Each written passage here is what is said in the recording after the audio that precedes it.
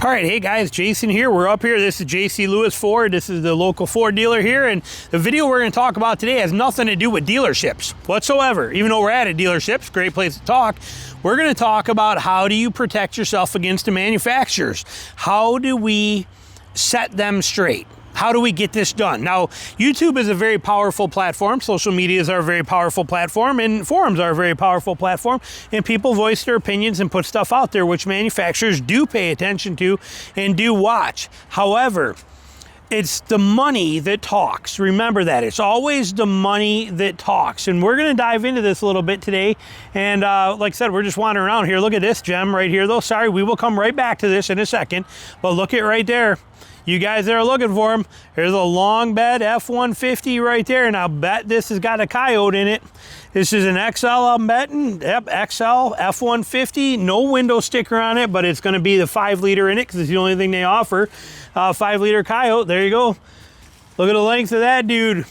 Takes like a half hour to walk around it. Those of you guys that are looking for one, there is your V8 long bed 2-wheel drive version of a truck right there in the XL F-150. And I know from experience that you're coming in about $46,000. So there it is. Take it for what it's worth, whatever way you want to. But what we're going to talk about today, we know that Ford has all kinds of problems. We know that Chevy has all kinds of problems. We know that Toyota has all kinds of problems. We know that everybody has all kinds of problems. Manufacturer and supplier problems, meaning that we are not getting our parts, we are not getting our repairs done. When you buy any one of these trucks, when you buy any one of these, there is a warranty that comes with this truck that states 3 years, 36,000 miles of any issues are taken care of by Ford to keep you on the road. 50 or 60,000 depending on the manufacturer for a powertrain warranty to keep you on the road. It is a warranty that is given to you at the purchase of this. When you sign all these contracts and stuff that they make you sign, you are signing that they are responsible for that and they are going to take care of it for you. They will keep you on the road with you having minimal time loss and downtime or issues by owning and buying their vehicle. They're telling you, we will take care of it. We have your back. Yet today they don't.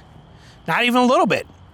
Biggest problem is demand for parts. Now we can sit here and we can say, well, the parts are on back order. They're not just on back order.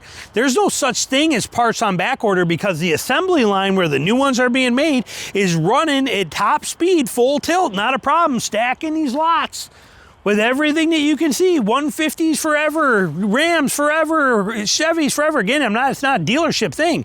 The manufacturers, they're telling you the part's on back order and that you can't have it because they don't have any available yet.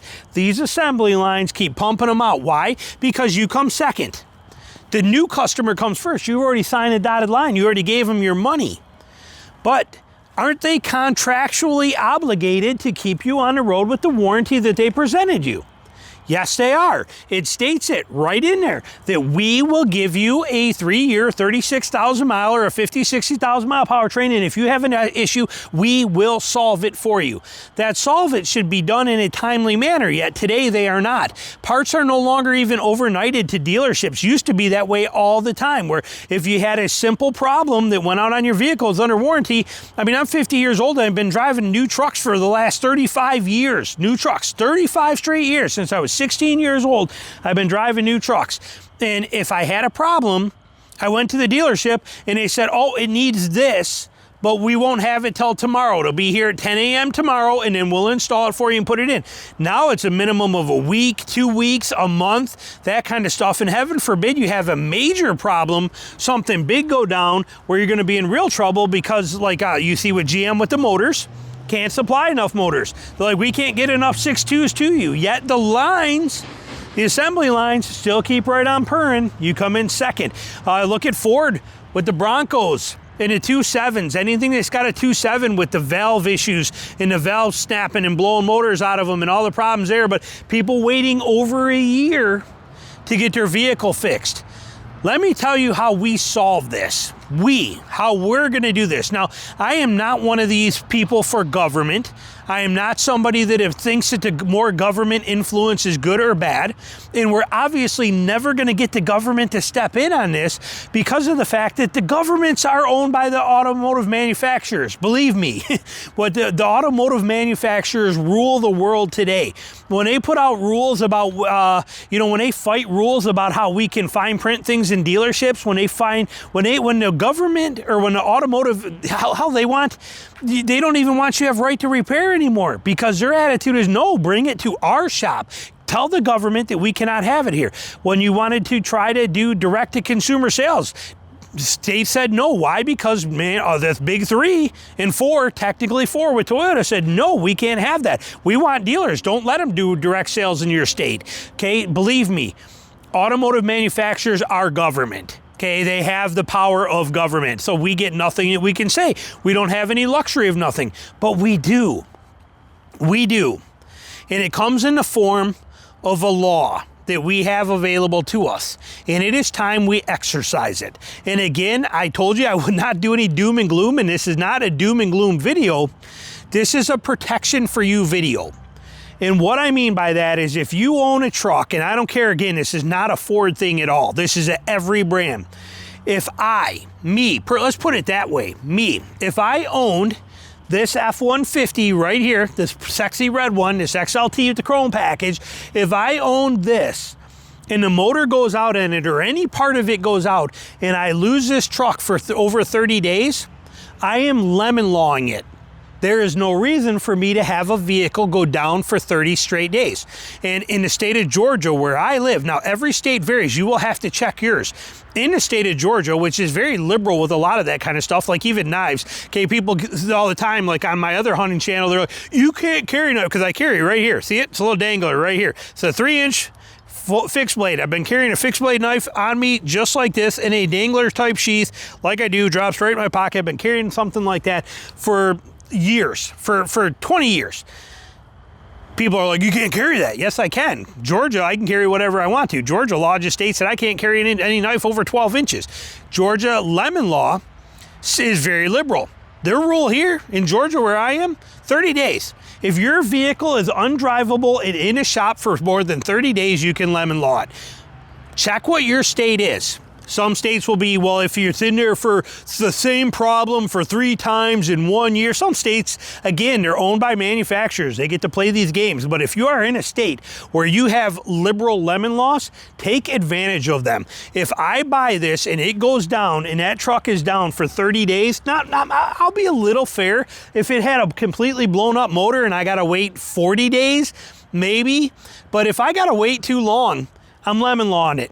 I'm taking legal action. Why? Because it's the only option I have to put my foot down and give the big middle finger back to the manufacturer who's given me the middle finger, because they're like, you're not worthy of your truck. You've already paid us. We don't care about you, but we're going to keep putting the motors in the new ones that are on the lot so that other people can buy them. If they can't take a minute and yank one off of the assembly line, and I don't want to hear the logistics of it, to take one out of the parts bin that's going on the assembly line and ship it to my dealer so it can be put in my truck and be done and ready to go within 30 or 40 days, then it is your problem of logistics, not mine. My problem is I have a truck that is down and you promised me contractually that my truck would be taken care of if it goes down. So this is what I'm telling you I will do. If my Gladiator sitting right there, yeah, it's got a bike rack on the back, is where my e-bike goes for hunting, and I'll be leaving. It's like 9 o'clock right now. I'm leaving in like 3.5. I'm gonna go home after I make these, sleep for 3 hours, and then I'm on the road for a few hours to go hunt all day tomorrow. So it's gonna be a late night for me. But if that Gladiator goes down, if something goes wrong with this and Jeep tells me it's going to be, it's going to be 2 months before I get parts to fix it, I don't even care if they give me a loaner. Now, if they give me another exact Jeep Gladiator loaner that I can take out and beat and do the things I do with this, then maybe I'll let it slide. But if they're going to try and provide me with something like this when I need this as a tool, and they're going to give me that, and they're thinking they're going to do it for 60 days or 2 months while I'm waiting for this to be fixed, I'm not accepting accepting it. If I don't have this exact truck taken care of and I don't have it fixed within the right amount of time, or a equal equivalent vehicle given to me as a loaner and my payments made while I'm not driving that vehicle, then no offense, but I'm lemon lawing the car. The truck, you're gonna get it back. And the more people that do this will set the precedent to them that we, the people, are not tolerating it. You see what I'm getting at here? So me, yeah, I'm in your corner and I'm doing it. I would do it in a heartbeat. And I think you should too. You got Toyotas, you got GMs, you got Fords, you got any vehicle out there, and the thing is down for too long, lemon law it. They give you this law for a reason. Okay, we don't have to be slaves to the manufacturers who piss down our back and tell us it's raining. It's not their call to do that, and we do have a legal option to take care of it. And I'm saying I'm 100%, I would flex it today. Okay, this is unacceptable. Back-ordered parts that take months to get in, unacceptable. Trucks going down with the engines, you know, oh, it's the EPA that did it, and I get that, it is, yes, it is. But you know what? The manufacturers and the EPA, they're the ones that can actually butt heads and sort that out. That's not my problem. My problem is I gave you $60,000 for a truck that you gave me a contract that says you will keep it on the road, and you are not honoring that contract. Yes, it doesn't say in there how long it's going to be, but there is a reasonable, respectable amount of time, and because of lemon law, I get to set that amount of time. It's 30 days, 40 days, max. Longer than that, you're getting the truck back. You're taking it back. And the more people that do that, maybe then the lesson will get across that, hey, maybe we ought to grab this 2.7 or this 3.5 or the 5 liter, whatever it is. Maybe we ought to just grab one from over there on the line, hit the little red button for a minute, stop it down, take that motor, let's just slide it out of the inventory, ship it to that dealer, get this guy back on the road. Because otherwise, he's going to lemon law it, and then we're going to be in real trouble, and we're going to lose thousands of dollars in the deal, and it's going to not be good. And then we're going to have these things showing up on YouTube about how Ford has had, 600 vehicles lemon lawed this year, and how Chevy had, 600 vehicles lemon lawed, and it's setting a new precedent. And, it's all this bad rap and publicity. Maybe they'll learn then. Maybe it'll get through. But my point of this is, my obligation as a YouTube creator, and I make a lot of videos about a lot of amazing trucks, and I've said it many times, I love every single one of them. There's not a truck out here that I do not love. I've also said many times that Toyota pisses me off as a company tremendously, and Ford is not far behind. I've also said, I've said a lot of things, but if you watch my channel, I love trucks. I love every single truck out there. But as a content creator, my loyalty does not lie at a dealership, and my loyalty does not lie at a manufacturer. My loyalty does not lie to a brand. It does not lie anywhere there. My loyalty is to you guys, the viewer. And the viewer, you guys, are the ones that are paying the ultimate penalty for this ludicrous bureaucratic BS that we have to deal with today, that we have got to just sit down and grin and bear it, and we have no say in it.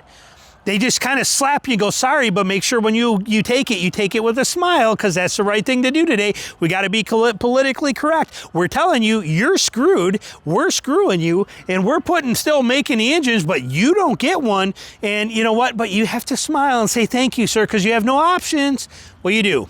Lemon law it. Use the power of the rights that you have in your state and take advantage of it. That's my advice for you, and that's exactly what I would do. You tell me that my truck's down, I don't even care if it's down because it's got a bad spark plug wire. If you can't get me that spark plug wire inside of 40 days, then the truck's, you're buying it back.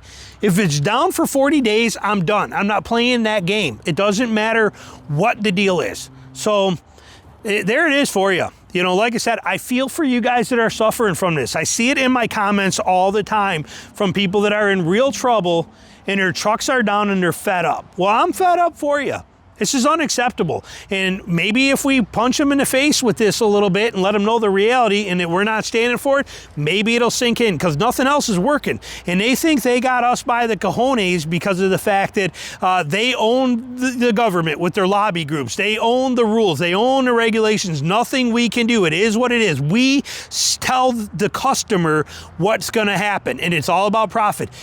We do have a legal option in our favor. Time that we start using it, maybe it'll give them a slap in the face they're looking for. Let me know your comments down below. How do you feel?